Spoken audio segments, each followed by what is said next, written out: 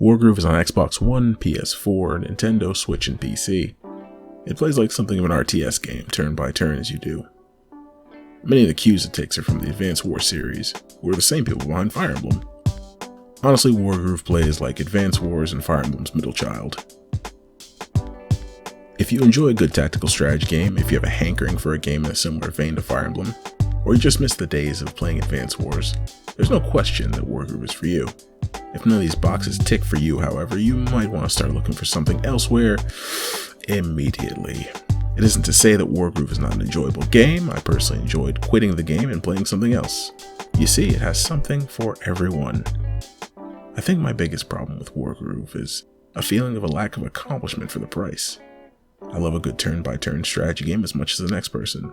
I love Sid Meier's Civilization. I have fond memories of Fire Emblem games that I've played, and I have a soft spot for games where I can pump out massive numbers of troops at a time.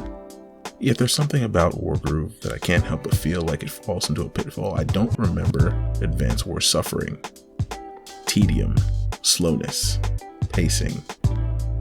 A game like Fire Emblem or Advance Wars will get you invested in all your individual characters and overarching plot. StarCraft and Warcraft love or hate Blizzard could swallow you up whole on lore and story. For Civilization, there's always one more turn awaiting to see what will come next. All these games have a certain charm or story that makes you want to go forward and see how things will turn out. I can't say the same for Wargroove. If you haven't seen one coming-of-age story about a young royal filling their parents' shoes, you've seen them all.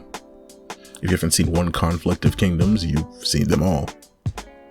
More than a few of the missions for Wargroove feel plodding, and for a gamer only able to spend so much time in the day, that sense of accomplishment is little and less. Yes, you can save in mid-mission, but it feels like jumping right back into mud. Had I not seen a little achievement trophy pop up, I wouldn't have even known I'd finished the first act of the game.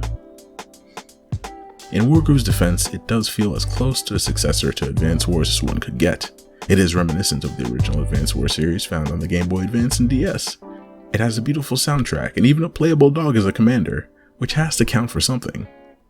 I cannot state enough that Wargroove seems like it was made for a specific type of gamer in mind. If you are the type to enjoy a very slow and steady style of tactical RPG that you can play on and off when the mood strikes you, then by all means, give Wargroove a try. If you think you could do better over a game drip feeding you a sense of accomplishment, a story, and gameplay, move on. In summary, Wargroove has a beautiful soundtrack and gameplay worth its salt.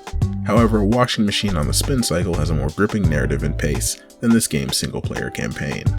Bottom line, wait for a sale at best or stick to multiplayer. This has been Cash the Quick. Like, subscribe, stay chill, stay mellow.